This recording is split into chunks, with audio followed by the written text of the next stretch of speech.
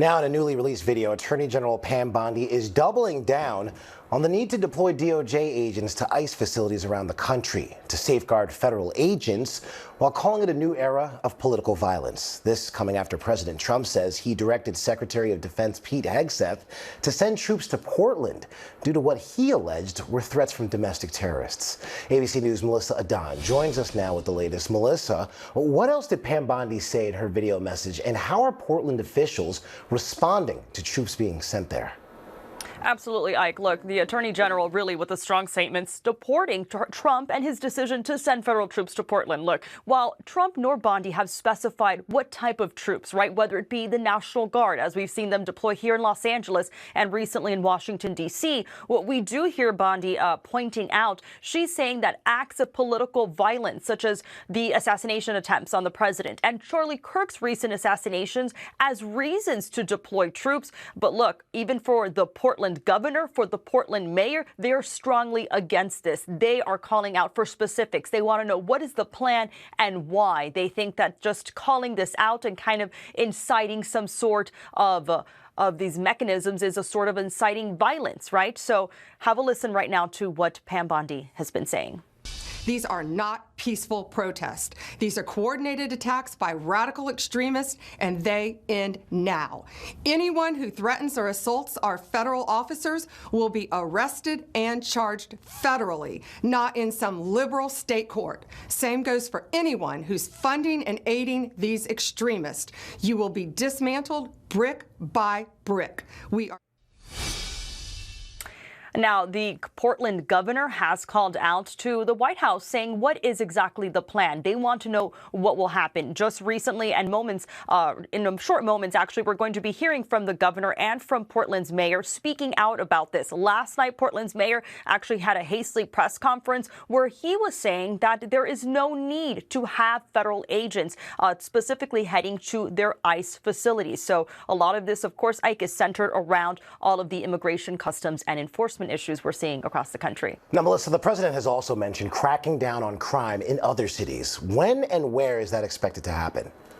Exactly, Ike. So what we have heard from President Trump is about possibly deploying troops to several different cities. Something we've noted that is more of a trend is that these cities that he said are Democratic-run cities, including Chicago, where he called for troops to assist in ICE operations. Even Memphis, Tennessee, citing the city's high homicide rates as the concern. But look, the possibility looms to even have the National Guard. I come back here to California, where it took California's governor. He needs state and federal courts to intervene to remove troops. So we will follow this closely. All right, Melissa Adon, thank you for that update. Let's bring in ABC's Olivia Rubin for more on the growing concerns over violent ICE incidents. Olivia, thanks for joining me again. What can you tell us about the protests that are happening in some U.S. cities as they erupt over these ICE tactics? Really tense times right now. Mainly what we're seeing right now, of course, is in Chicago, where we have seen protests before. Crowds gathering, hundreds of people at an ICE facility there in Chicago at really the entrance, you see it right there, trying to stop cars from coming and going. At one point, agents there deploying pepper balls to try to break up that crowd. There was also a demonstration today in Iowa after ICE arrested the largest school's superintendent there. The school saying in a statement that they essentially had no credible information as to why that happened, but that their priority was to keeping children safe and secure, giving them a good education. ICE, on the other hand, saying that superintendent was here illegally and had an order of removal on the books from last year. So that's what they're saying about that. It also comes, of course, on the heels of that violent video we saw in New York and the shooting at a Dallas ICE facility just earlier this week. Of course, one detainee killed there, 2 injured. Officials saying that suspect there, who is now deceased, had anti-ICE rhetoric written on those bullets that were used. Now, Olivia, I want to talk about the case out of New York City where an ICE officer shoved a woman into a wall, causing her to fall to the ground. She needed medical attention at one point. What are we learning about that incident that was caught on video? Very disturbing incident there, caught on video at a courthouse, an immigration courthouse in downtown Manhattan here earlier this week. You see the video right here, that ICE agent pushing this woman. They both fall to the ground. Of course, her 2 children children, young children, come to her aid there. Quite a disturbing scene. ICE now saying that this agent has been relieved of his current duties. A little bit vague there, but saying that that conduct was beneath the standards of the men and women of ICE. There also, they say, is an active investigation into him underway now, and it all comes as a congressman in New York now says they have referred that agent for potential prosecution to Attorney General Pam Bondi, who you just heard from a little bit earlier, warning about threats against law enforcement. And they're also saying that the congressman, that she had to go to a hospital after this and has since been released. All right, Olivia Rubin, thank you for that update. Now, the issue of birthright citizenship could come before the Supreme Court for a second time this year. President Trump is requesting the justices let him end birthright citizenship. Now, it's the latest push by the administration to revive the controversial policy that declares that children born to parents who are in the U.S. illegally or temporarily are not American citizens. Let's discuss this with J.C. Polanco. He's an assistant professor at the University of Mount St. Vincent. J.C., thank you for joining me. President Trump just signed that executive order on the first day of his second term that would upend the 14th Amendment's citizenship clause. But lower courts have struck down the order as unconstitutional. Can 127 years of precedent be overturned?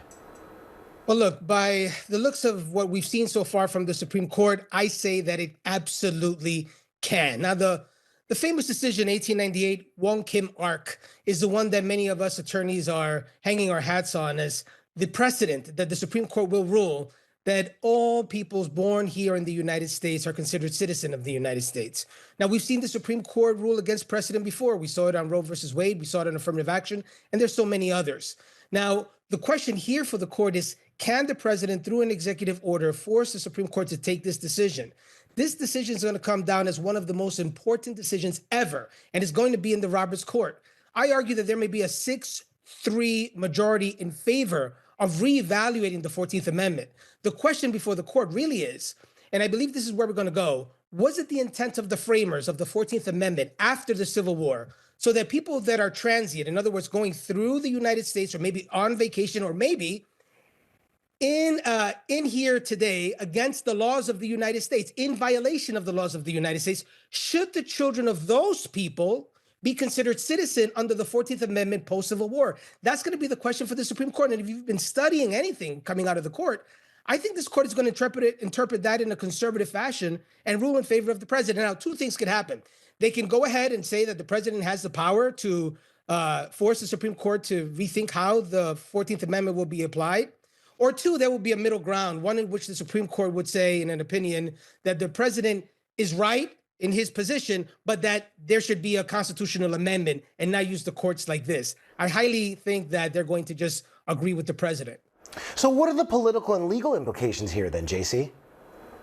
Well, the political implications are severe. Look, if you look at the Pew Research poll recently, there were about 14 to 15 million undocumented immigrants in the United States. Now, let's assume that they have about 3/4 of them, or even half, have one child each. You're looking at about 20 million undocumented immigrants in the United States.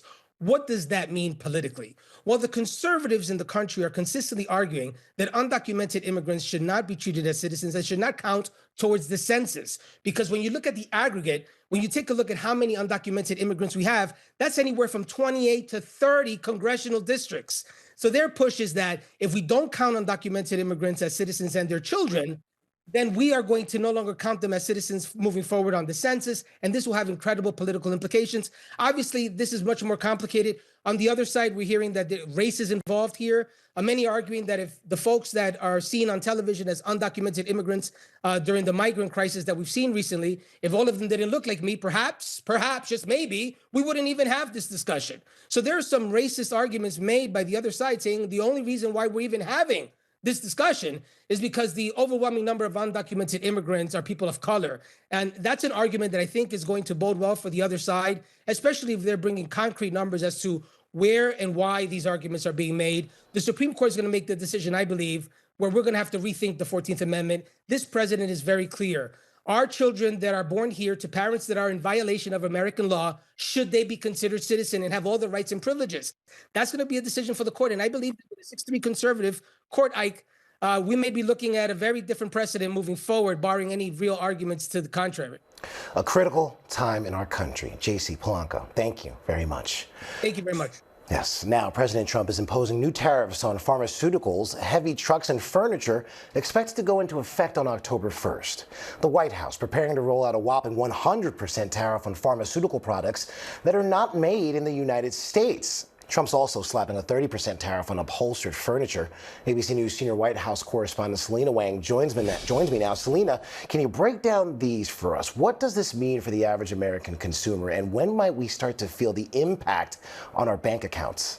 Yeah, Ike, I mean, there's been an onslaught of new tariffs announced over the past several months, and these tariffs, the president say, are set to go into effect on October 1st. So that is just days from now. And if you look at some of those items like furniture, kitchen cabinets, bathroom vanities, that could put pressure on retailers that rely on imported goods. So depending on how much of that tariff cost they decide to absorb versus pass on to consumers, that could raise prices for consumers and home builders, people looking to outfit their new homes, really depending on how much that retailer wants to absorb that tariff.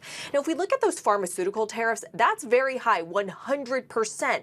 But it comes with an important caveat. The president said that companies that are building, manufacturing their products here in the U.S. or are breaking ground, that they will be exempt from that 100% tariff. Well, a lot of pharmaceutical companies, they already build, manufacture here in the U.S. and have announced major new investments. For instance, the maker of Ozempic is out in Europe, but they have a big presence in North Carolina. So there could be a lot of medications that are exempt from this tariff, but still, again, has the potential to raise prices. And I just want to get into the weeds on one section, which is that the president is expected to implement these tariffs through Section 232, which would be separate from what the Supreme Court is looking at when it comes to the president's country-level tariffs. So this could be seen as a way for the president to get around whatever legal decision the Supreme Court ends up making. All right, Selena Wang helping us understand these concepts. Thank you very much.